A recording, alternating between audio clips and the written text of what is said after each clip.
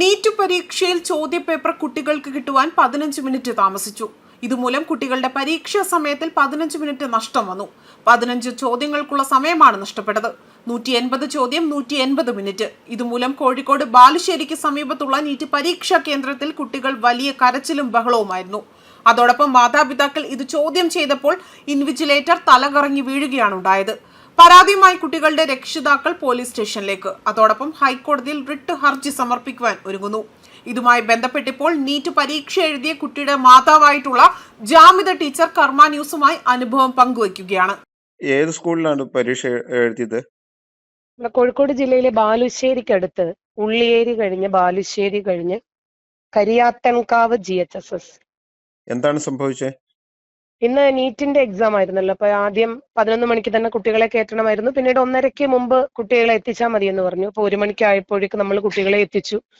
അപ്പോൾ room number 5-ലാണ് എന്റെ മോള് എക്സാം എഴുതാനിരുന്നത്. അവിടെ ഇൻവിജിലേറ്റേഴ്സ് ആയിട്ട് 2 ടീച്ചേഴ്സ് ഉണ്ടായിരുന്നു. അപ്പൊ ഇവര് 2:10-നാണ് ക്വസ്റ്റ്യൻ കൊടുത്തിരിക്കുന്നത്. അവിടെ ക്യാമറ ഉണ്ട്, എല്ലാം നമുക്ക് എന്ത് വേണമെങ്കിലും ഡോക്യുമെന്റ്സ് എടുക്കാവുന്നതാണ്.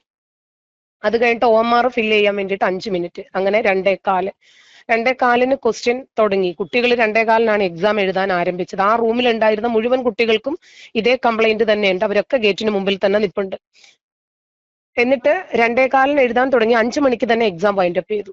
ഇവര് ആദ്യം പോയ 15 മിനിറ്റ് ഇവര് എക്സ്റ്റെൻഡ് ചെയ്യാൻ ഒരു അവസരം കൊടുത്തില്ല. ഏതാണ്ട് ഒരു 5:02, 5:03 ആയപ്പോഴേക്ക് എല്ലാവരുടെ കയ്യിൽ നിന്നും ക്വസ്റ്റ്യൻ പേപ്പർ വാങ്ങി വെച്ചു. അത് കഴിഞ്ഞിട്ട് 5 മണിയായി, എക്സാം കഴിഞ്ഞു.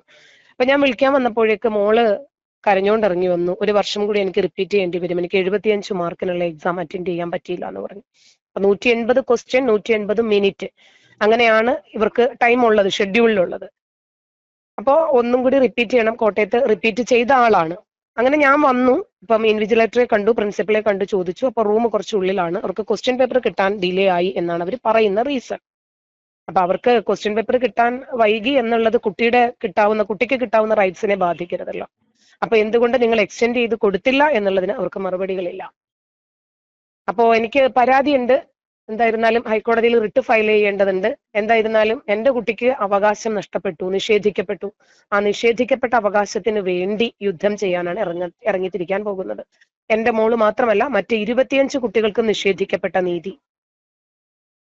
ഈ മറ്റു കുട്ടികളുടെ നിലപാട് എന്താണ് ഈ കാര്യത്തിൽ? മറ്റെല്ലാ കുട്ടികളും കംപ്ലൈന്റ് ചെയ്യണം. വളരെ സങ്കടപ്പെട്ട് കരഞ്ഞുകൊണ്ടാണ് ഈ കുട്ടികൾ ഇറങ്ങി വന്നത്. അപ്പോഴാണ് മോളും കൂടി അവരുടെ കൂട്ടത്തിലുണ്ട്. അപ്പോഴാണ് ഞാൻ ചോദിച്ചത്, എന്ത് പറ്റി മക്കൾ, എന്തിനാ കരയുന്നത് എന്ന് ചോദിച്ചു. അപ്പോഴാ പറയുന്നത്, ഇങ്ങനെ ഞങ്ങൾക്ക് 15 മിനിറ്റ് ഡിലേ ആയിപ്പോയി. അതിനകത്ത് സൂപ്പർ റിപ്പീറ്റേഴ്സ് വരെ ഉണ്ട്, റിപ്പീറ്റേഴ്സ് ഉണ്ട്, സൂപ്പർ റിപ്പീറ്റേഴ്സ് ഉണ്ട്. കാരണം അവരുടെ ഒരു വർഷം നഷ്ടപ്പെട്ടു പോയി. എല്ലാവരും വളരെയധികം സങ്കടത്തിലാണ്, പേരൻസും. എന്താണ് ഇനി മറ്റുള്ളവരുടെ നിലപാട്? മറ്റുള്ളവരും കംപ്ലൈന്റുമായിട്ട് മുന്നോട്ട് പോകുമെന്ന് തന്നെയാണ് പറയുന്നത്.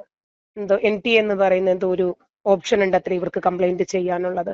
അതുവഴി കംപ്ലൈന്റ് ചെയ്യാമെന്നാ പറയുന്നത്. ഇങ്ങനെ ക്വസ്റ്റ്യൻ പേപ്പർ കിട്ടാൻ താമസിച്ചപ്പോൾ ഇതൊരു സ്ഥിരം സംഭവമാണോ? മറ്റ് സ്ഥലത്തും ഇങ്ങനെ നടക്കാറുണ്ടോ? അതിനെക്കുറിച്ച് അറിയാമോ? ഇല്ല, അറിയില്ല. പ്രത്യേകിച്ച് നീറ്റിനെ സംബന്ധിച്ചിട്ട് ഒരുപാട് എല്ലായിടത്തും വൈറലായിട്ട് എല്ലാ വർഷവും ഒരുപാട് ക്വസ്റ്റ്യൻ പേപ്പർ ചോർച്ചയും അതും ഇതും ഒക്കെ വരുന്ന ഒരു ഇഷ്യൂസ് ഉണ്ടല്ലോ. അപ്പൊ ഇവര് കുറച്ചും കൂടി ജാഗ്രതയോടുകൂടി ആയിരുന്നു ഈ വിഷയത്തെ നോക്കി കാണേണ്ടത്. പക്ഷെ ഇവര് വളരെ നിസ്സാരമായിട്ടാണ് ഈ വിഷയത്തെ കണ്ടത്. ഇവരെന്താ പറയുന്നത്? ചോദ്യപേപ്പർ കിട്ടാൻ താമസിച്ചതിനെ അവർക്ക് കിട്ടാൻ താമസിച്ചു എന്നാണ് അവർ പറയുന്നത്. അവർക്ക് കിട്ടാൻ താമസിച്ചു എന്നുള്ളത് നമുക്ക് റീസൺ അല്ല. ഒന്നുകൂടെ പറഞ്ഞേ, എന്താണ് താമസിക്കാൻ കാരണം? അവരെ വളരെ ഉള്ളിലാണ് അവരുടെ റൂം. അപ്പൊ അവിടേക്ക് ക്വസ്റ്റ്യൻ പേപ്പർ എത്താനുള്ള താമസമാണ് ഉണ്ടായിരുന്നത്. അതുകൊണ്ടാണ് ഞങ്ങൾക്ക് സീല് പൊട്ടിക്കാൻ താമസം, കുട്ടികളെ ഐഡന്റിഫൈ ചെയ്യാൻ വേണ്ടിയിട്ട് ഞങ്ങൾക്ക് സമയം വേണ്ടി വന്നു. അപ്പൊ ഞാൻ ചോദിച്ചു, എന്തുകൊണ്ട് നിങ്ങൾ ആ ടൈം ആ കുട്ടികൾക്ക് എക്സ്റ്റെൻഡ് ചെയ്ത് കൊടുത്തില്ല? അതിന് മറുപടിയില്ല. അവിടെ ക്യാമറ ഉണ്ട്, നോക്കിയാൽ തന്നെ നമുക്ക് അറിയാൻ പറ്റും ക്ലാസ് റൂമിൽ എത്ര മണിക്കാണ് തുടങ്ങിയത്, എത്ര മണിക്കാണ് എക്സാം വൈൻഡ് അപ്പ് ചെയ്തതെന്നൊക്കെ അറിയാൻ പറ്റും. ഞാൻ വന്ന് ചോദിച്ചപ്പോൾ ഇവരുടെ റൂമിൽ ഉണ്ടായിരുന്ന ഒരു ഇൻവിജിലേറ്റർ തലചുറ്റി വീണു. ഓഫീസ് റൂമിൽ തന്നെ തലചുറ്റി വീണു. 2 ഇൻവിജിലേറ്റേഴ്സ് ആണ് ഉണ്ടായിരുന്നത്, അതിലൊരാള്.